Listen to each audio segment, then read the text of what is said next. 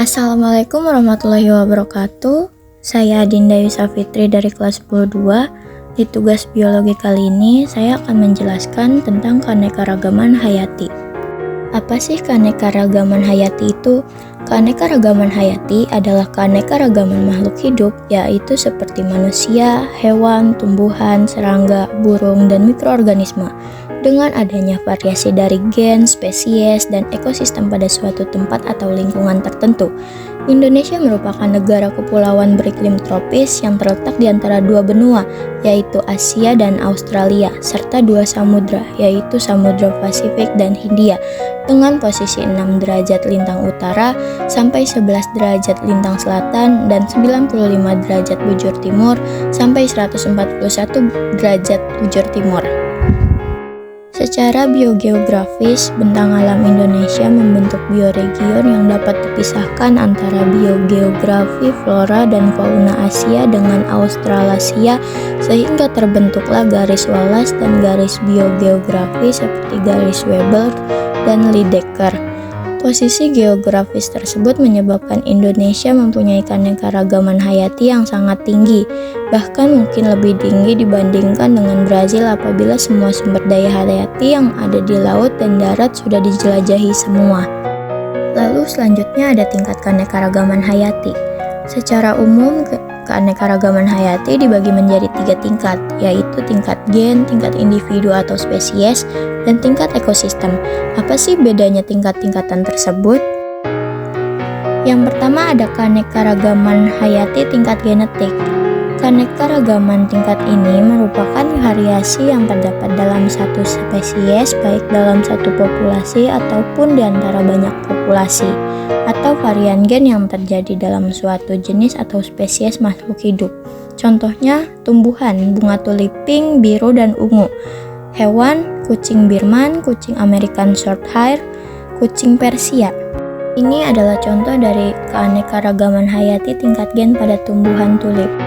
Dan ini adalah contoh keanekaragaman hayati tingkat gen pada hewan kucing. Yang selanjutnya ada keanekaragaman hayati tingkat spesies.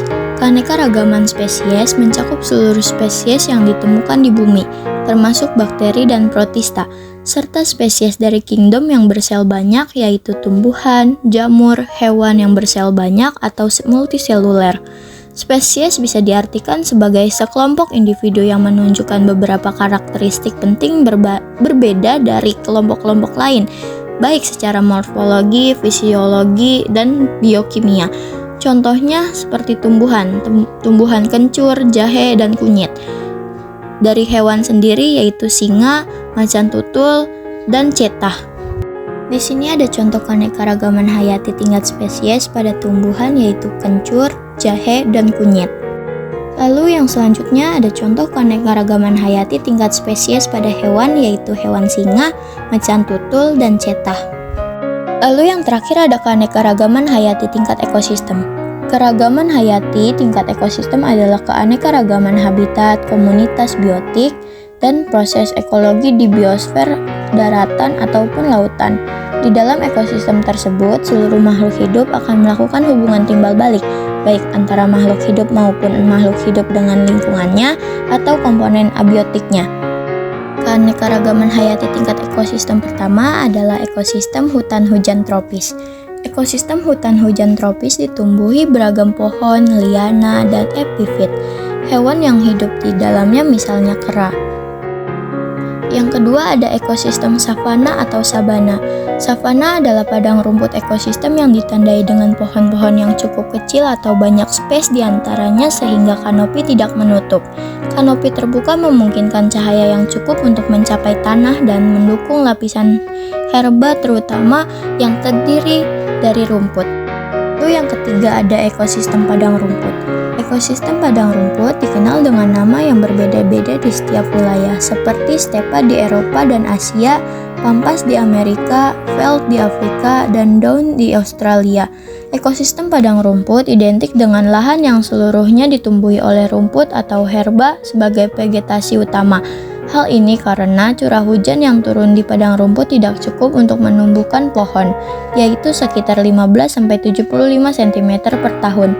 Jadi, kondisi padang rumput tidak cukup kering untuk membentuk gurun, tetapi juga tidak cukup basah untuk membentuk hutan hujan tropis.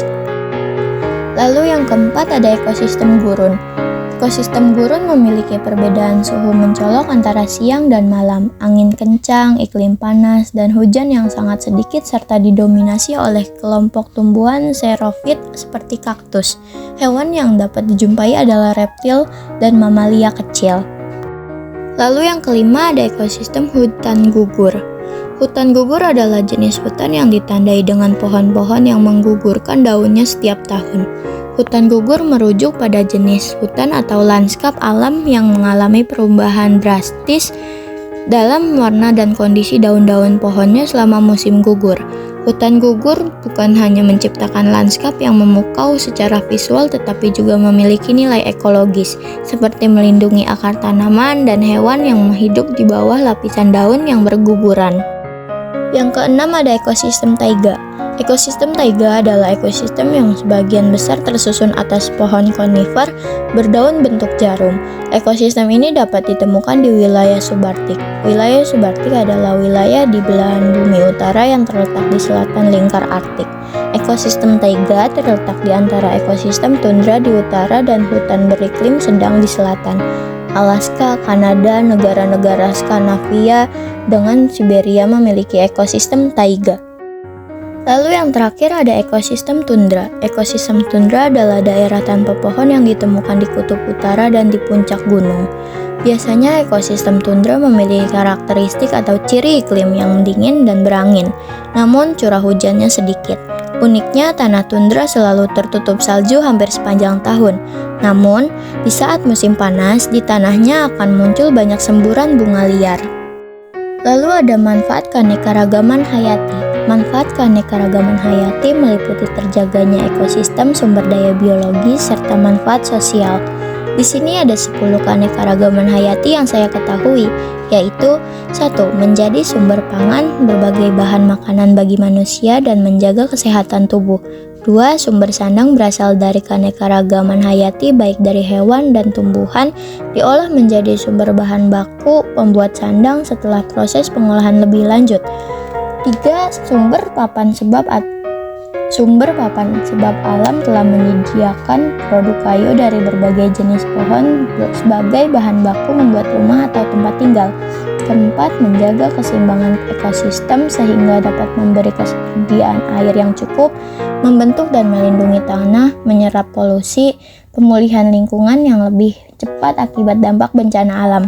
Yang kelima ada bahan baku obat-obatan baik secara herbal maupun diolah menjadi obat pabrik untuk menyembuhkan berbagai penyakit. Lalu yang keenam ada bahan pembuat kosmetik berasal dari bahan alami yang tersedia di alam semesta dengan segala keanekaragaman hayati di dalamnya. Yang ketujuh ada aspek kultural sebab keanekaragaman hayati yang berbeda-beda membentuk dan menyajikan berbagai nilai budaya dari setiap daerah. Yang kedelapan ada bermanfaat untuk menyediakan bahan bagi kegiatan peneliti dan pengembangan teknologi. Yang kesembilan sebab tempat reaksi dan pariwisata dengan memanfaatkan keanekaragaman hayati menjadi salah satu destinasi wisata yang sangat diminati.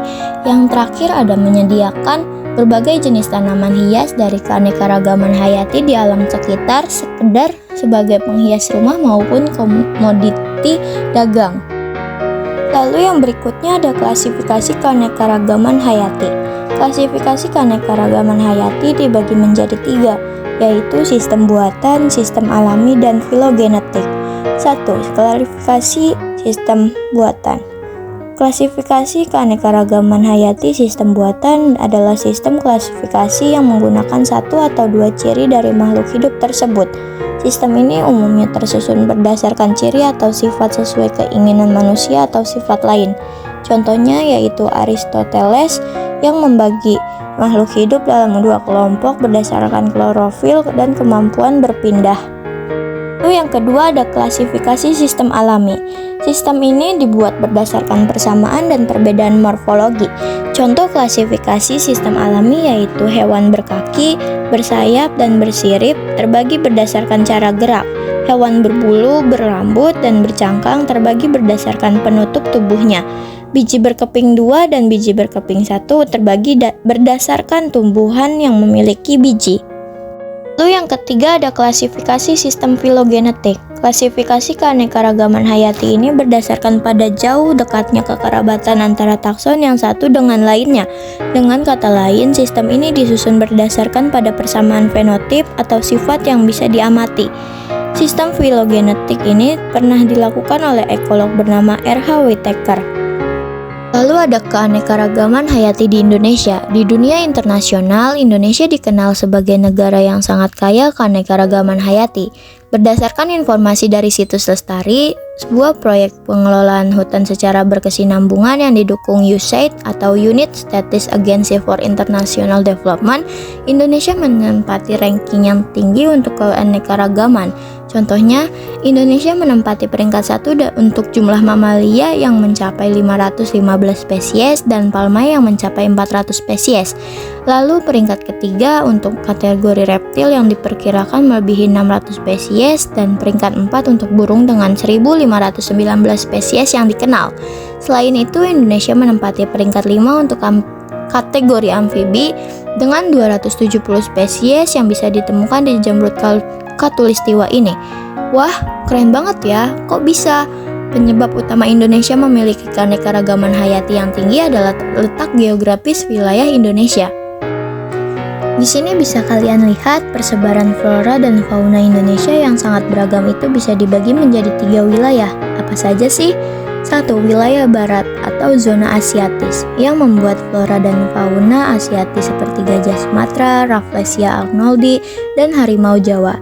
2. Wilayah tengah atau zona peralihan, di mana flora dan fauna peralihan asiatis dan australis berkumpul seperti komodo, anoa, dan tumbuhan eukaliptus. Yang ketiga, wilayah timur atau zona australis yang membuat flora dan fauna australis seperti burung cendrawasih, kanguru Papua, dan merak. Yang terakhir ada upaya pelestarian hayati. Upaya pelestarian keanekaragaman hayati adalah langkah-langkah yang dilakukan untuk melindungi dan melestarikan keanekaragaman hayati di Indonesia. Ada 2 metode pelestarian hayati yang umum dilakukan, yaitu metode in situ dan ex situ. Yang pertama itu ada metode in situ. Metode in situ adalah upaya melestarikan keanekaragaman hayati di habitat aslinya. Salah satu contoh metode in situ adalah pembentukan cagar alam dan taman nasional. Cagar alam dan taman nasional bertujuan untuk melindungi ekosistem yang ada di flora serta fauna yang tinggal di dalamnya. Di dalamnya dilakukan pemantauan dan pengamanan terhadap tumbuhan dan satwa liar terancam punah. Lalu yang kedua ada metode ex situ. Metode ex situ adalah upaya melestarikan keanekaragaman hayati di luar habitat aslinya. Contoh metode ex situ adalah pembiakan satwa liar di penangkaran dan konservasi tumbuhan melalui kebun bibit. Melalui metode ini, spesies yang terancam punah dapat dikembangkan dan dilepas kembali ke habitat aslinya untuk memperkuat populasi. Untuk menjaga keanekaragaman hayati di Indonesia, pemerintah dan berbagai organisasi non-pemerintah melakukan sosialisasi kebijakan dan pengarusutamaan pelestarian hayati.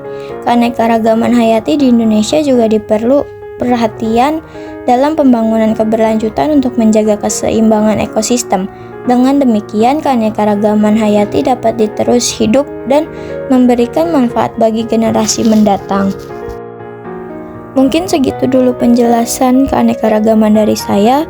Mohon maaf bila ada salah kata.